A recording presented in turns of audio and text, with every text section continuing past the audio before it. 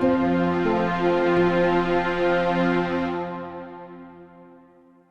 morning, everybody, and welcome to Investor News.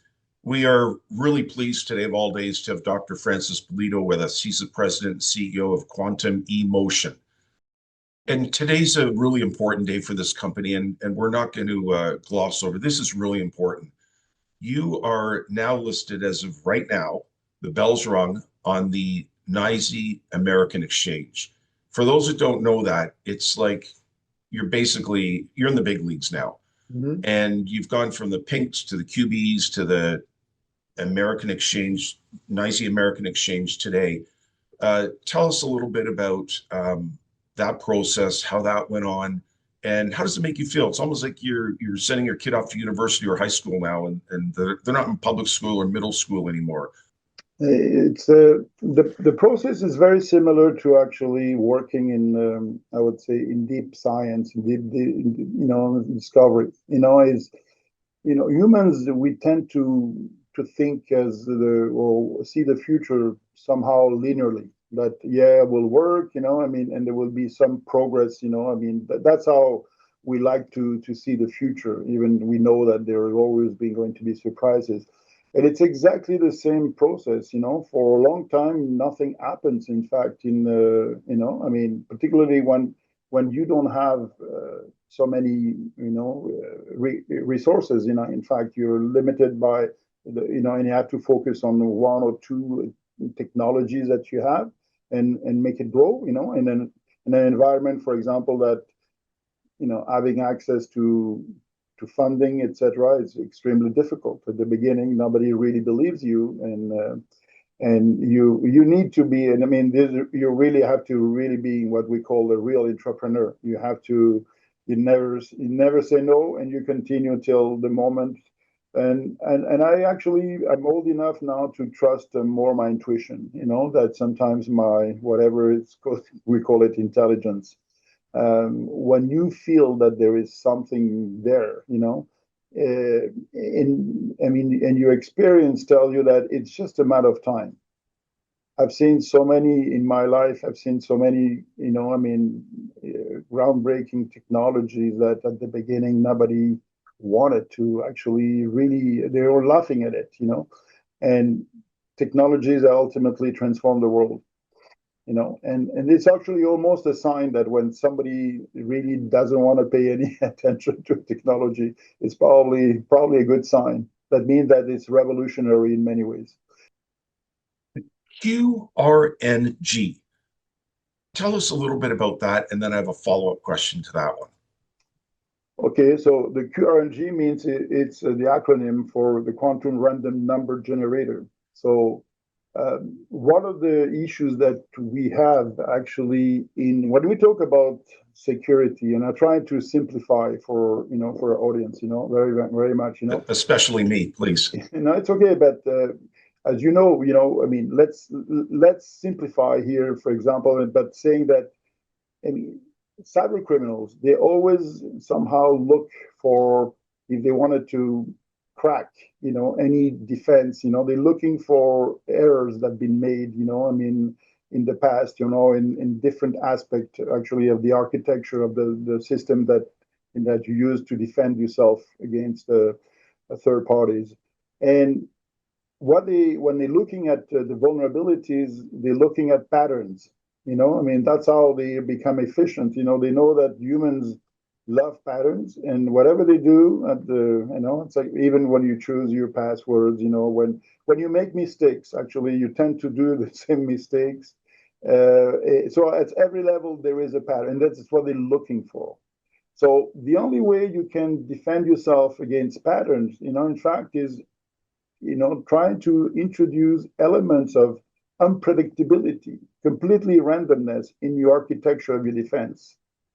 So this is what actually quantum does. Why is that? Is because the world that we live in, there's nothing is completely random. Everything, in this world has a level of determinism. So if you want to go at the source of pure randomness, you have to rely on quantum, mechanics.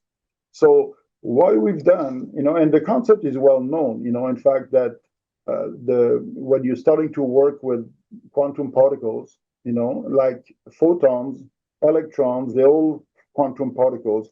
They have a dual nature.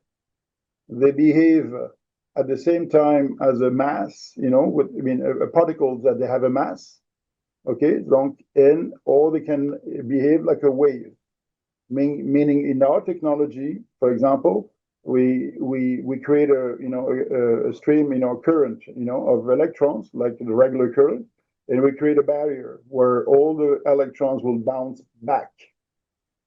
And once in a while, they'll behave like a wave, and they will tunnel through the barrier. But the difference now is that the current that you're going to have after the barrier is completely, I would say, time dependent. So that means completely erratic, and so completely random. And that becomes the source, an analog source that we transform after digitalize. You've spoken before and glowingly about a gentleman named Bertrand Roulette. Can you tell us a little bit about him, your relationship with him, and sort of how all that ties into the QRNG? Oh, of course. We have an excellent relationship, Bertrand and I. Actually, I'll call him, at least almost like every 2 weeks. We have, depending on what we need. For example, it will be on Friday where we have the bell ring, the bell ring ceremony. It will be in New York with us. So that's fantastic. For him, is great achievement. There are very, very few professors in physics, and particularly quantum physics, that they will whatever they've been invented or they created, they will see the results, in the lifetime.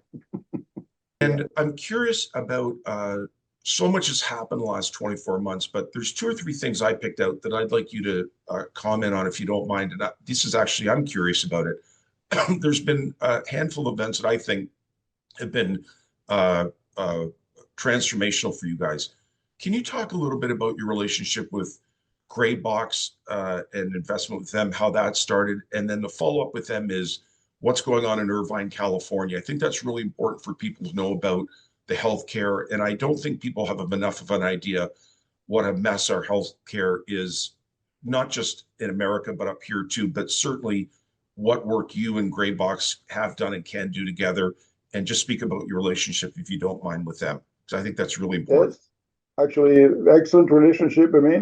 Yesterday evening I was, in talking to and on the phone with Pierre Berube, that will come also to the ceremony, in New York. Excellent relationship. He's the CEO of Graybox. So yes, it's a company that we met and know each other for now at least almost like 3 years now. We helped them actually from the beginning. No, we actually helped them to understand the importance, in fact, of security. Graybox is developing. It's one of the best technology actually in North America as digital therapeutic platforms.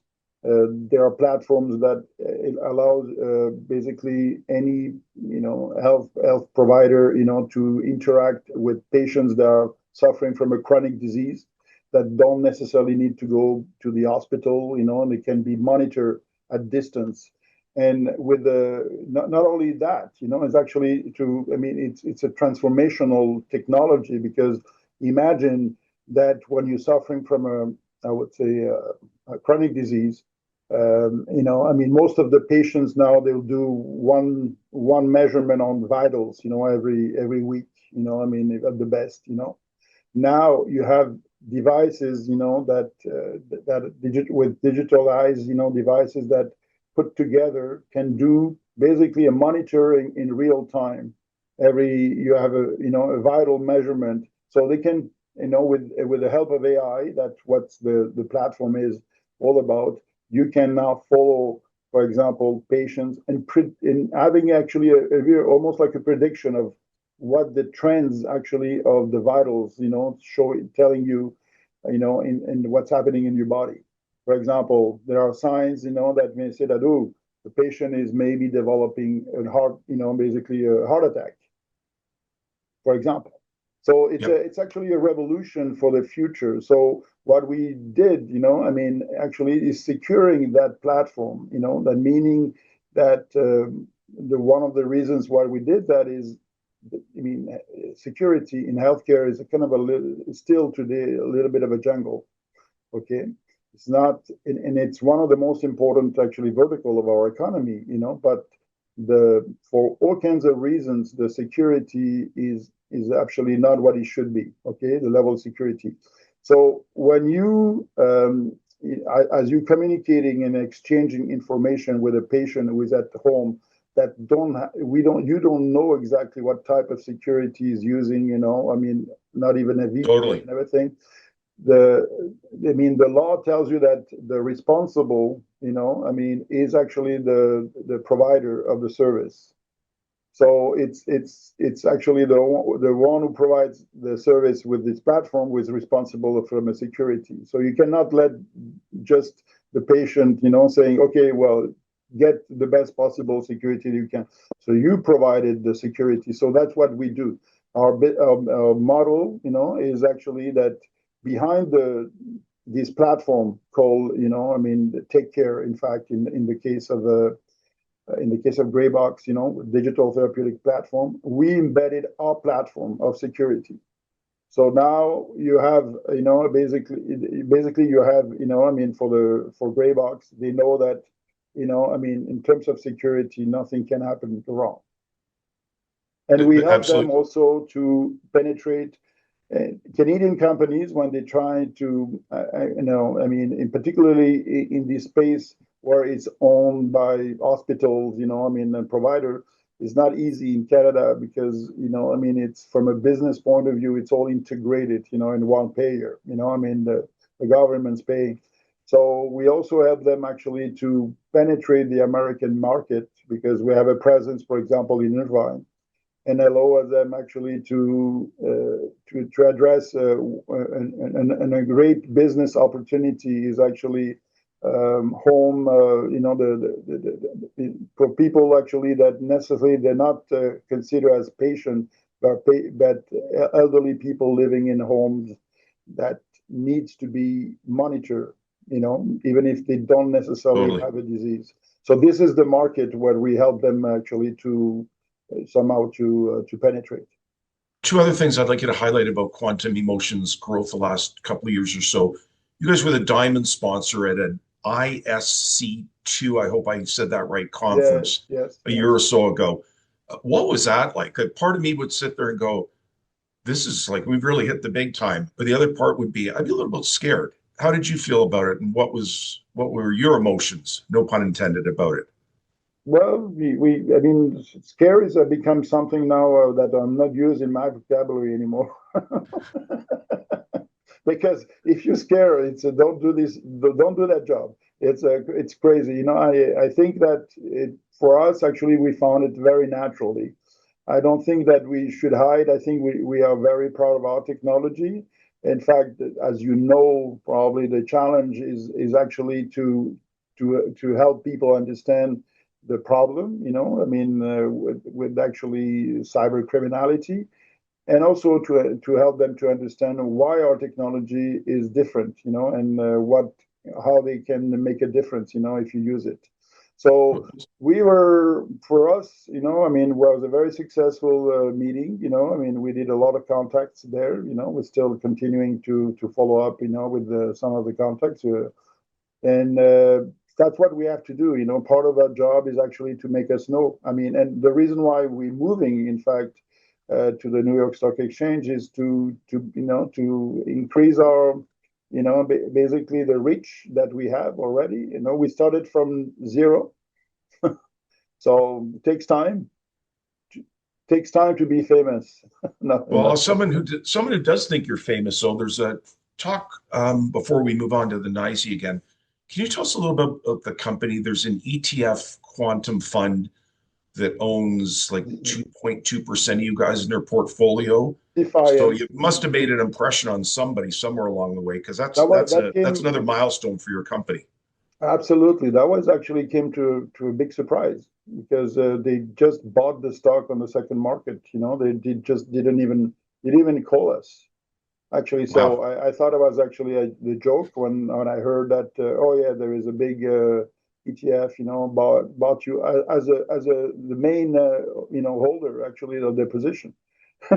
So, and well, so far they've done pretty well because yeah, the stock went down after that, but the stock is going well, I mean, the investment is very rewarding, in many ways. So yes, that's what we're looking for. In fact, moving forward, to have more ETFs, institutional investors that are patient.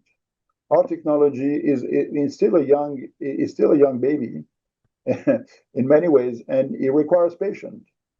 And as I said, for a CEO of a company, that trying to, I mean, with difficulty, because there's always difficulties in everything, trying to promote the technology and developing and having an environment where people want to make a quick buck. I mean, it's not easy at all. Sometimes Mhm. it's a little bit demoralizing, when you publish, something you're so proud, and makes a big difference, and suddenly your stock goes down because he went he, he It went up is. actually on the rumors, and they sold on the facts, I mean. It So is. It that's what happens. it is, but it is what it is. A couple other quick things. U.S. Again, NYSE American listing today. That will help with more Americanized nears on the company. So a couple of quick snapshots of the company. Market cap, amount of shares outstanding, and anyone covering it. And I'm sure if there's only a handful now, there'll be a number in the near term. But maybe just give us a quick snapshot of the company profile like that. As I said that, oh yes, so that we are going to be being covered actually by analysts. Now we know AGP, Yorkville also, and more are going to add from in the next 6 months. That's for sure. So that's good. And just the fact to be on the New York Stock Exchange, we have actually access to a whole different crowd. As a lot of funds, cannot invest in OTC. I mean, we were listed in OTCBB before. I mean, they cannot. I mean, even here in Canada, we don't have any institutional. So it was Right. actually 90. One of the weakness of the company is 90% was retail. And you know what it means, I mean, so and it's actually even almost like I think people told me at the beginning, my capital structure, the structure was actually preventing us to become really successful. Thank you so much. No, And any other questions that anybody might have about this company, check the link below. You'll see the website, and anything we didn't answer for you today, the website will. Thank you again, Dr. Bolito, for joining us today, and an absolute pleasure. Hope to get to talk to you again really soon.